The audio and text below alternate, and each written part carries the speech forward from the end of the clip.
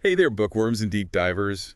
Today, we're diving headfirst into a year's worth of amazing reads, all thanks to booktuber Haley in Bookland. Oh yeah, Haley in Bookland. She's got great taste and knack for finding hidden gems, and luckily for you, she shared her 16 favorites from 2023. Wow, So 16. grab your TBR list, get comfy, and let's unpack this literary treasure chest together, ready to be swept away by the magic of storytelling. Absolutely. There's nothing quite like tacking into the recommendations of a fellow book lover. Right. It's like a shortcut to discovering your next favorite read. And Haley's journey this year is especially relatable.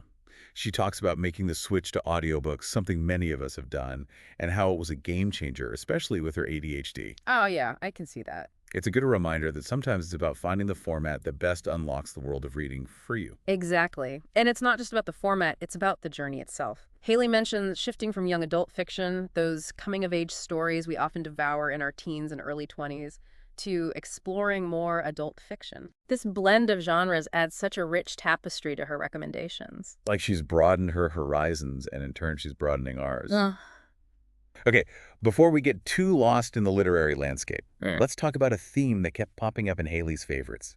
Second chance romances. Okay. We're talking Happy Place by Emily Henry, 1000 Miles by Bridget Morrissey, and The Daydreams by Laura Hansen. I've heard of that first one, Happy Place. You seem to be drawn to this trope as well, so I'm curious, what do you think it is about second chances, especially in love, that captivates readers? It's such a powerful concept, isn't it? There's this inherent hopefulness to second chance romances, this idea that maybe, just maybe, we can get a do-over, a chance to rekindle a lost love or right past wrongs.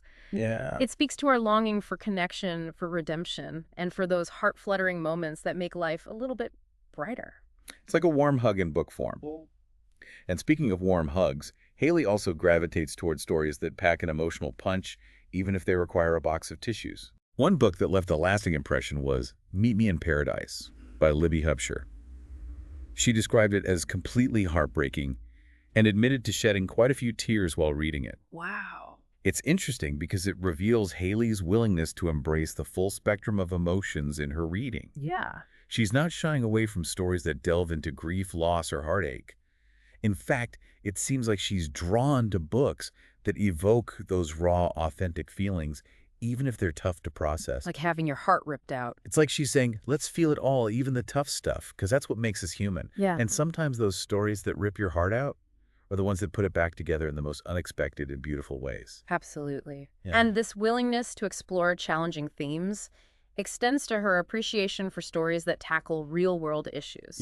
Take As Long as the Lemon Trees Grow by Zaina Arafat, for instance. This book offers a glimpse into the Syrian conflict through the eyes of a young woman fighting for survival. It's heavy, no doubt, but as Haley pointed out, it sparked her curiosity to learn more about the conflict. It's a powerful reminder of how literature can be a window into experiences different from our own, fostering empathy and understanding in a way that news headlines often can't. Precisely. Yeah. It's about stepping into someone else's shoes, even if it's just for a little while, and gaining a deeper appreciation for the complexities of the world around us. It's like a bridge between hearts and minds.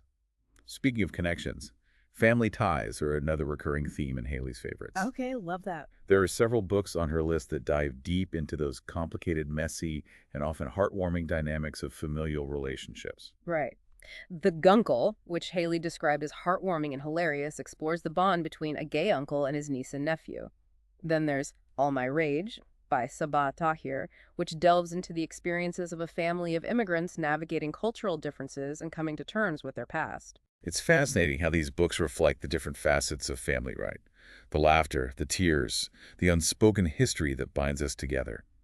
And speaking of stories that transport us through time, Haley couldn't stop raving about The Great Alone by Kristen Hanna, a historical fiction novel set in the vast Alaskan wilderness. Oh, wow. Alaska. She even drew comparisons to Where the Crawdads Sing, which took the reading world by storm a few years back. I loved that book. Both books explore themes of resilience and the enduring power of the human spirit, but against these strikingly different backdrops. So different, yeah. And Haley said that even though The Great Alone deals with some pretty heavy stuff, it ultimately left her feeling hopeful.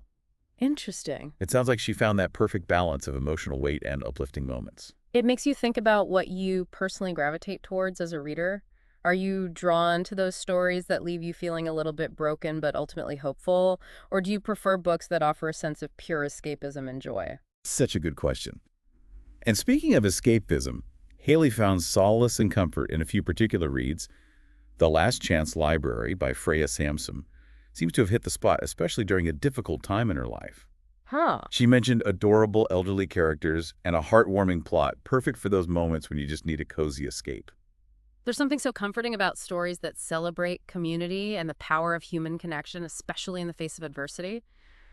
And it seems like Haley found a new favorite author in Freya Samson because she also mentioned adoring The Lost Ticket by the same author. Discovering a new-to-you author who just clicks with your reading style is such a rewarding feeling.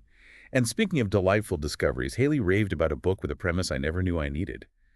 The Very Secret Society of Irregular Witches by Singu Mandana, a witch influencer. Sign me up. It's such a clever twist on the classic witch trope, blending magic with the modern world of social media and online communities. And Haley mentioned it's a perfect Halloween read without being outright scary, which is a nice change of pace from the typical horror fare. Definitely. It sounds like it captures that sense of whimsical fun that's perfect for curling up with on a chilly autumn evening.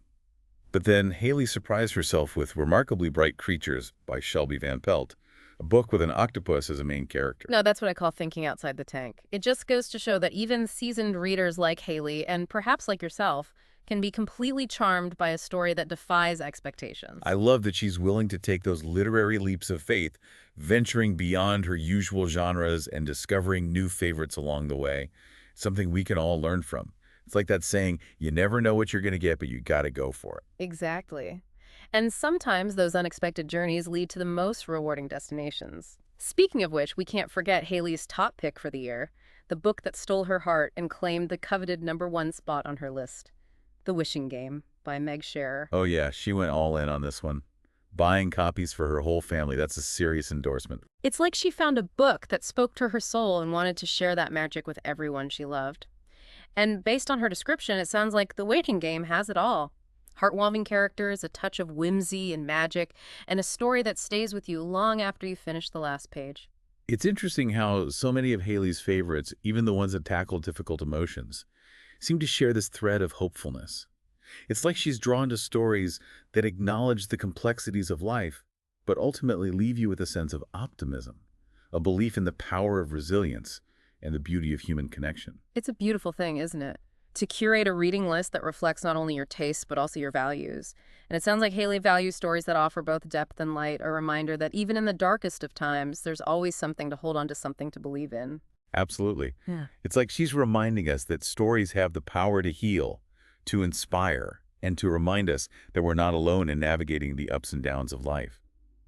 Well, we've certainly covered a lot of literary ground today, from second-chance romances to heartwarming family sagas to books that transport us to different worlds and time periods. It's been a whirlwind tour through Haley's reading year, and I don't know about you, but my TBR list just grew exponentially. Mine too. I'm already adding a few of these titles to my cart. So for our listener, we're curious, which of these books sparked your interest the most?